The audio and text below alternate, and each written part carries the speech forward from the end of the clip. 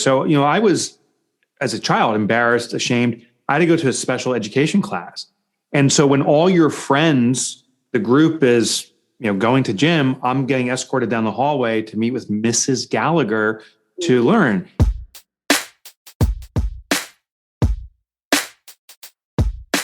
Because used to be that locality was the differentiating factor. This is the local tutoring agency. This is who you go to. But with remote learning, locality doesn't mean anything anymore. If I send out a message saying, we can help your child excel, and I send out an email, and so does all of my contemporaries, it's invisible. The mistake many people do, and I do talk about this in the Pumpkin Plan, is we actually cater to the people we like least because they're the complainers. The key about attraction is to speak to something very specific, not trying to include everything, but speak to one element of what people, the buyer, wants or needs or feels. If you're better and the customers aren't receiving that, that's their problem, but it's our fault. Like, we have to market.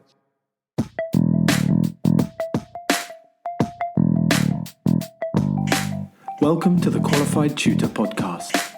I'm your host, Ludo Miller, and I'll be interviewing tutors and thought leaders from across the tutoring landscape to inspire, inform, and motivate you to become the best tutor you can be.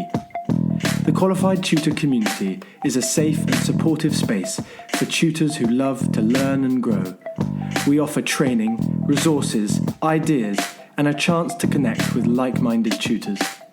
If you'd like to continue the conversation, join our Qualified Tutor community at www.qualifiedtutorcommunity.org or find it in the show notes. Welcome, Mike Michalowicz, to the second podcast, the Qualified Tutor Podcast.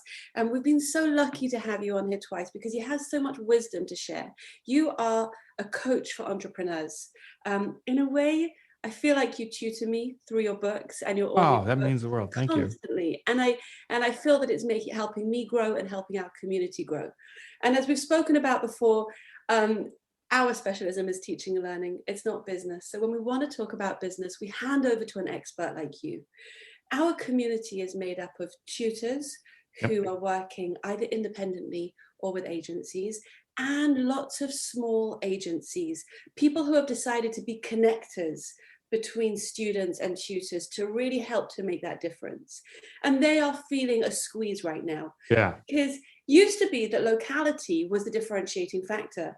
This is the local tutoring agency. This is who you go to. But with remote learning, locality doesn't mean anything anymore. And so we need to find new differentiating factors, which is great timing for your book, because your book is called Different is Better. So talk to us about how to differentiate ourselves, and maybe we'll loop back right at the end to explain how Qualified Tutor has designed itself to help tutors and agencies to differentiate themselves. I love it. I love it. Great. I'll start off with the framework. So what I realized, for most businesses, we follow a marketing plan or strategy, and yet it doesn't seem to work. We get very frustrated. So that was the impetus for my research of what makes marketing effective or not. And what I found is it's not marketing plans. Marketing plans are excellent for executing what works, but marketing plans don't tell you what works necessarily. It's the scaling phase. So we need to figure out what works first. That's why I wrote Different is Better. The core essence and understanding I've come to is that marketing happens in milliseconds. It doesn't happen in months or years. That's the execution. But think about it. Right now, Ludo, Julia, me, we can all look around our space right now, and there is hundreds of marketing messages. There's logos. There are, just, I don't know even what this piece of paper is, but there's logos. I need a speaker pen. Do you know this amazing company, I Need a Speaker? Well worth looking into. Go ahead. That's awesome. Yeah. And behind you, I can see, all those books listed. That's all marketing. Everything's trying to garner our attention. Our minds, and this gets a little scientific, but we have a thing called the reticular formation. It is a neural network that's at the base of our brain, right where the brainstem, all the inputs come in. Its primary job, the reticular formation, is to ignore. the primary job of this neural network, it's a figurative and literal net. It's designed to ignore almost everything. Because if our brain was accessing and considering everything simultaneously, we could never pay attention. We'd be overstimulated. Yeah, it would just explode. Therefore, 99.999, into infinity, it seems, percent of the active inputs going on are ignored. So the question is, how do we not get ignored? Mm-hmm. Well, I found the reticular formation allows only three things through. One thing are opportunities. If I plop down a stack of pounds and say, hey, this is available for you right now, that's an opportunity. There's some serious money there. I'll take it. The second thing is threat. If I put down a gun on the table and said, we really have to have a conversation right now. Now it's a threat. You'll pay attention. So the mind prioritizes opportunities to grasp them, threats to avoid them. And there's one more piece that gets through. It's the unknown. If something that we've never experienced before in this, or in this context will be prioritized because the brain needs to evaluate it's an opportunity or a threat. So being different guarantees attention. Uh-huh. So lesson one in different is better is the only way you can get attention is to do something that's unexpected or different. Uh-huh. It doesn't need to be radical. It just needs to be in the context different. If everyone is doing an email, send a video email, and that's enough for the brain to say, hold on, this is not ignorable. I didn't expect this. What is it? And we start evaluating for opportunity or threat. You can sort of see the cartoon character with the question mark and the exclamation mark over his head, like, it goes, bling. Yeah. Now this happens in milliseconds. I don't know, mail at your house, but we get so much junk mail. It feels like there's a stack of ads and so forth. And if you get that too, you have become very efficient at sorting through mail. We throw things out. No. Yes, no.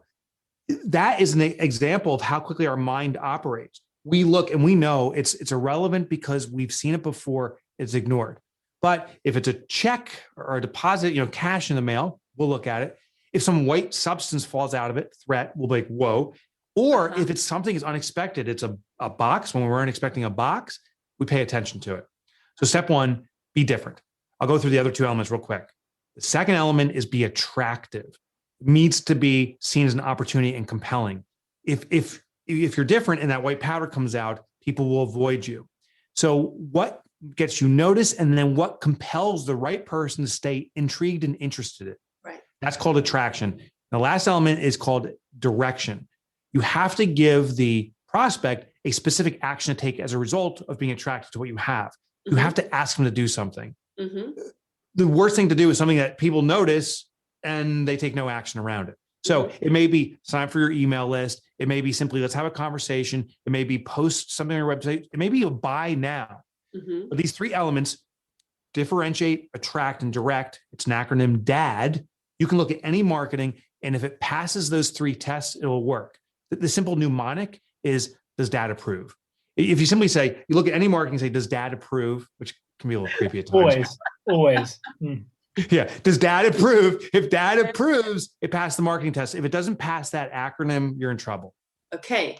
So give us an example. So say I was trying to promote a small tutoring agency and I was trying to reach an existing mailing list.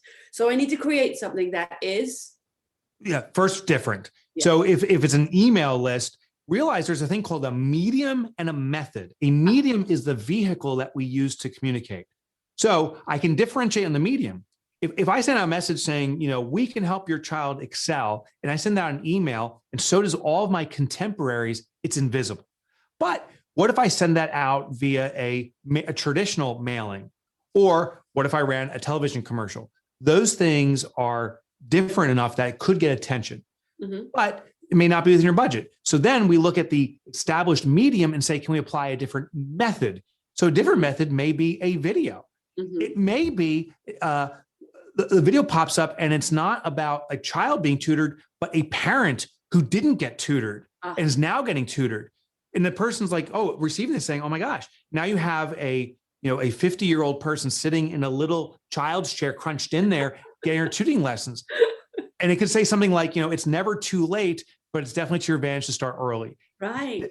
Right. So that's different. It's unexpected. You're seeing something that's out of this context, but it could be attractive because now maybe speaking to the consumer's interest, but you can't forget direct. So we're doing something different. It may be attractive. Now it must direct. It says, hey, let's get started with your child. Click here to see if they qualify, or something very specific and explicit.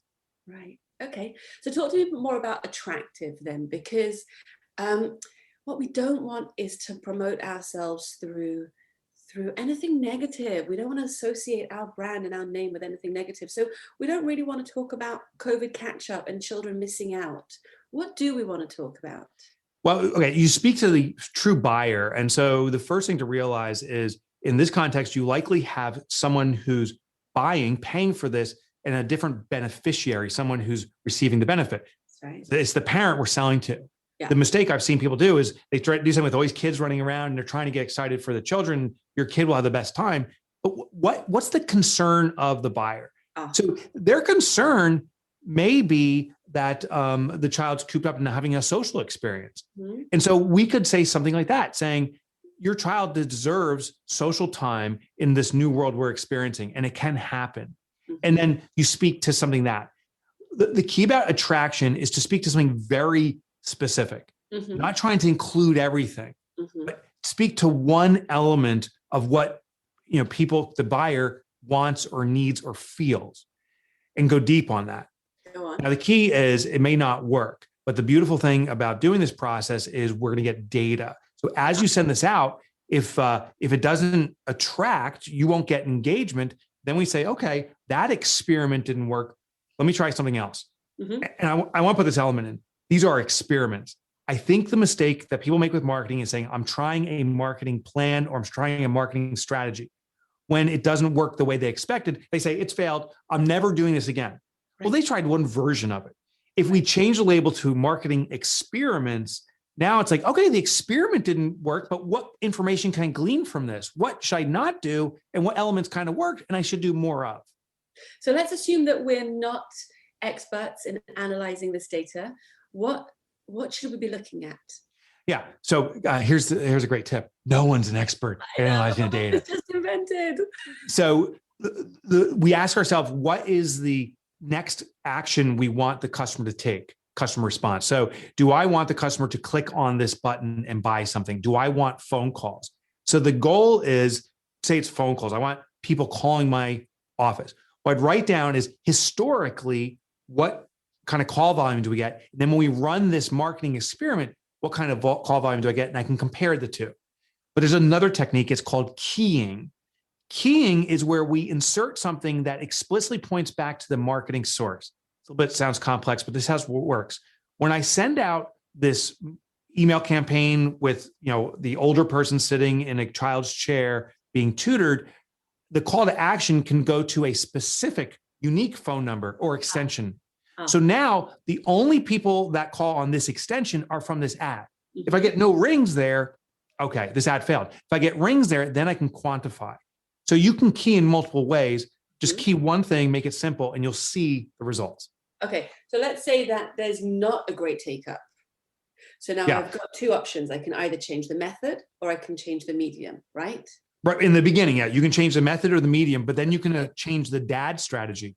Okay. So the method was we sent out email, older person in chair. The medium was email.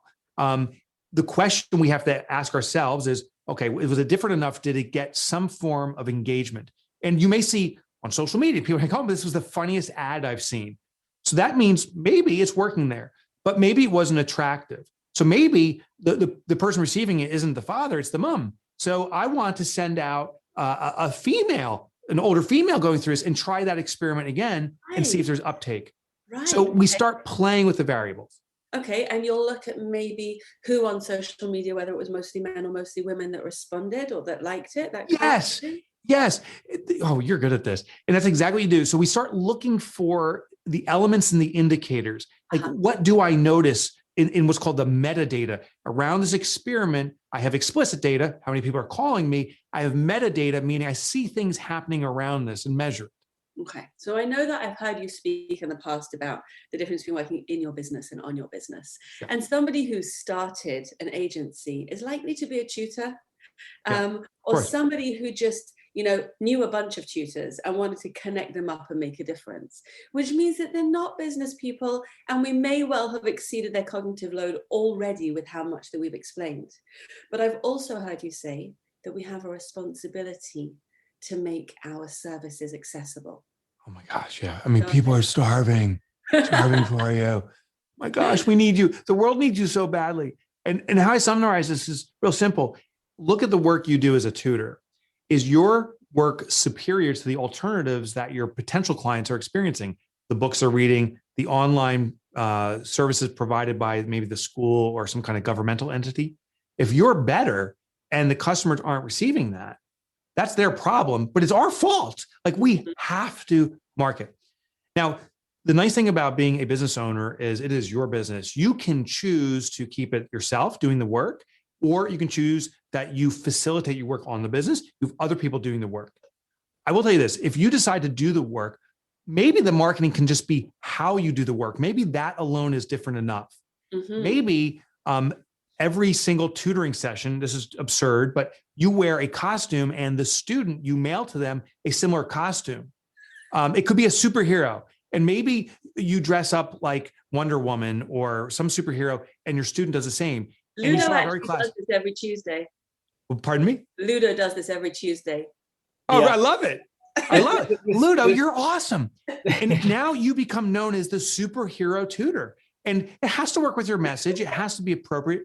But you can say maybe children inside have a alter ego of a superhero. Yes. And my job is to bring it out, to bring about confidence. And now the service is different enough that it becomes marketable. Yes. I was going to say this would work best for, literature analysis sessions, but actually maybe it would work best for sort of further maths, because that's perhaps a subject where a superhero can bring it all alive, Totally. It worked for any subject. And I'll tell you this, very few people have the courage to try it out. It's fun to fantasize about it, but we are so afraid of the criticism of, well, people make fun of me. Here in the US, there was a company, I don't know if you ever heard of them, called Geek Squad. They were computer guys. And I had a computer business, and I had a small little business, and I had all the credentials. I was amazing. But Geek Squad, these people dressed with glasses with tape in the center. They would wear flood pants. They had the little tie down, and they would walk in these uniforms, and they looked like geeks. As a result, that company exploded in growth. It was acquired by another company. It's a billion US dollars business, where my business kind of fluttered along. They had the courage. I didn't. I had the idea. They had the courage. Courage trumps ideas. Fantastic. And yet, we don't want gimmicks. We do want to make a splash. We do want to help people. But we work in a trust industry. It's all about trust over here. By the way, we do say that nerds run the world. It comes amen to that. That's true. I know. They run our community for sure. Yeah, for sure. Yeah. So we are not ashamed of being passionate and enthusiastic and a little bit obsessed with our subjects. So that's what I wanted to take you to next.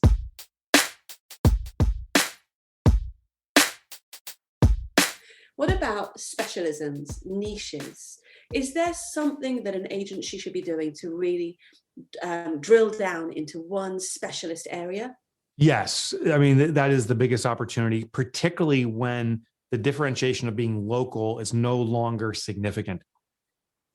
What I would do is look at my existing client base, my actual students, but also the parents or the guardians for those individuals, and find out who are my best. And it's very simple. You can just do it in your mind saying, I love working with the student and I love these parents. Yes.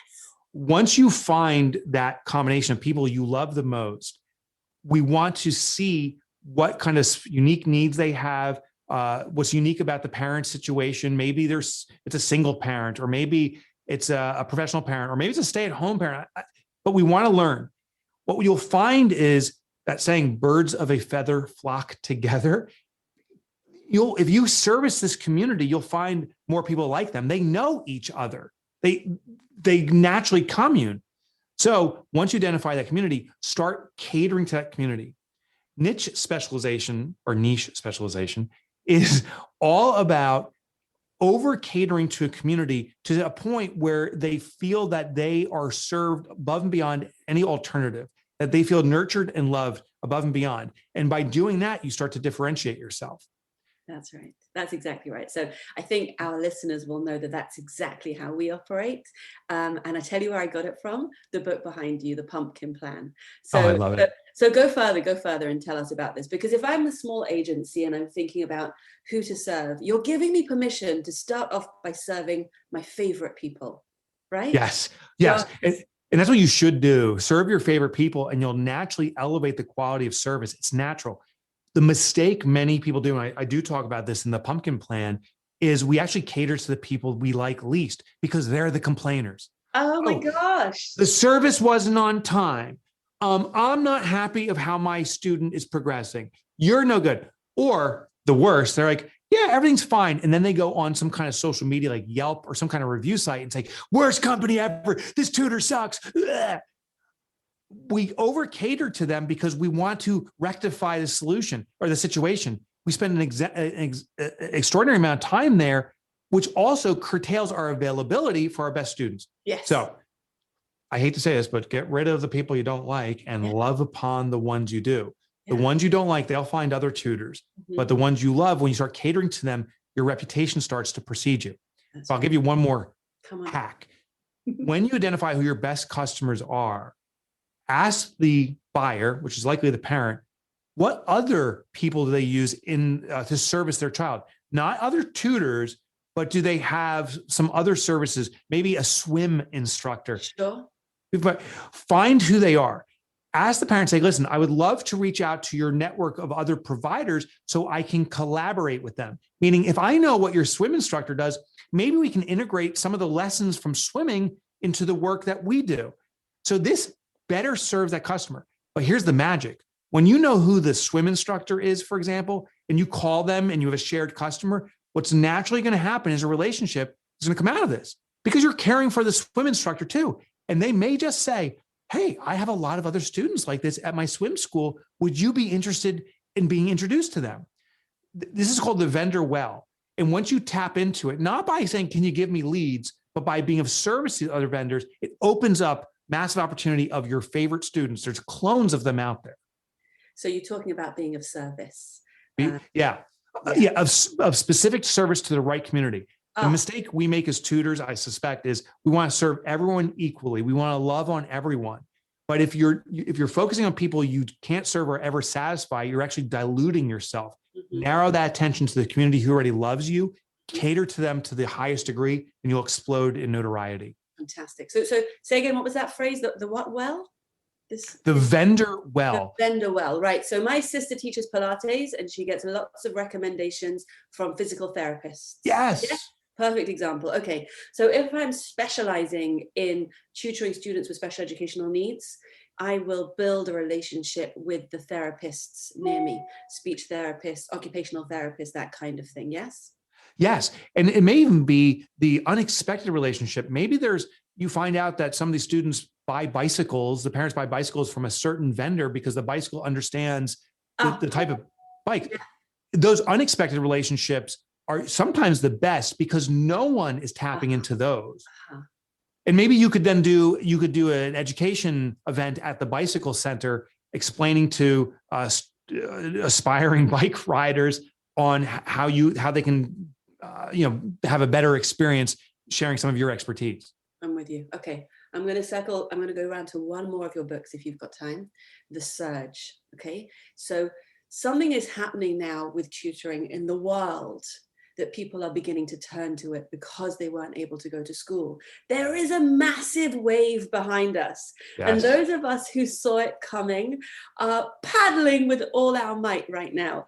Yes. We want to be there to ride that wave and to make the difference. Yes. So if you are a small agency leader or a medium-sized agency leader and you see this wave coming up behind you, I mean, it's terrifying because the opportunity is immense. Schools are bringing tutors into school right now. Parents are turning to tutor every day. How do we behave? Yeah. So Serge, I talk about the wave of the changing markets, and in the tutoring industry, this is a tsunami coming through. That's right. The mistake is to try to ride the entirety of the wave. If you ever seen a surfer, You actually want to pick just one part of the wave and ride that and maybe shift around, but you pick a very specific part of it. Don't try to serve everyone with this change saying, I can address schools, I can address parents' new needs, we can do remote learning. Pick one thing and dominate that space. For example, I'm looking into this thing called Oculus, which is really a game-based system where it's an immersive thing. And I wonder if there's an opportunity in tutoring to do virtual reality. That's one little piece of this wave. It's taking the Zoom sessions and putting it on steroids. But I'll tell you this, if I go after that, I'm going to go all in on that and not try to also cater to the schools and try to address all these other elements. Be masterful at one little piece of the wave and you will ride that all the way to the beach. Fantastic. So as you probably know already, our wave is training, because there's no training for tutors. Well, there is now, because we have a qualification that trains, I know, right? We have a qualification that trains our tutors. And what comes with that qualification is a quality mark. Because if you're a tutor on a giant platform, how do you stand out? Well, you need a quality mark. And if you're an agency alongside all those other agencies on the internet, and Ludo and I know that there are gajillions of them, how do you stand out? Well, you say our tutors are all qualified tutors. So have you had experience of how quality marks work in the past? And can you speak to that? Oh yeah, so you make them very prominent. So I have an organization, we certify accountants and bookkeepers. In the US alone, there's 400,000 people doing this. There are 600 with our quality mark, which means they've met a certain standard. It instantly starts a conversation. So when you have that quality mark, you make it prominent and you revolve your conversation around it. Here's a reality with accountants and bookkeepers. 90% of the work they do is all the same, but 10% is their differentiator. If you start talking about all the standard things that everyone does, you can't stand out. But if you can instantly have a quality mark and speak to how that differentiates you, you win. That's how we use it. So let's go right back to the beginning then. We spoke about differentiating factors and being attractive and then giving direction with that. So a quality mark, and I know that you're speaking about your Profit First book here, which is a fantastic listen for anybody who's learning how to wrangle their money management into something that makes sense.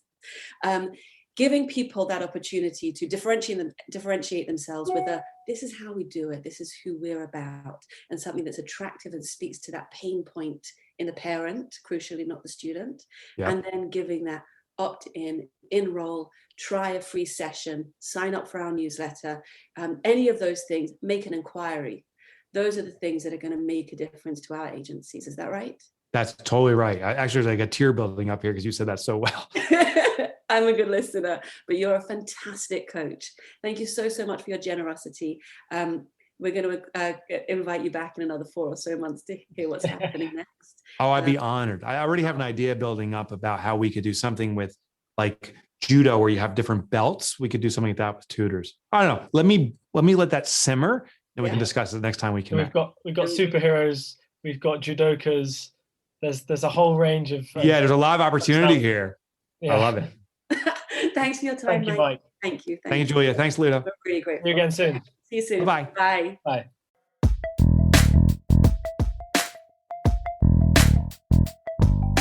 Thanks for listening to the Qualified Tutor podcast, where tutors share their expertise to support the tutoring community. If you'd like to continue the conversation, join our Qualified Tutor community at www.qualifiedtutorcommunity.org or find it in the show notes below. We exist to connect, share, and learn with you because tutoring is a small job that makes a big difference.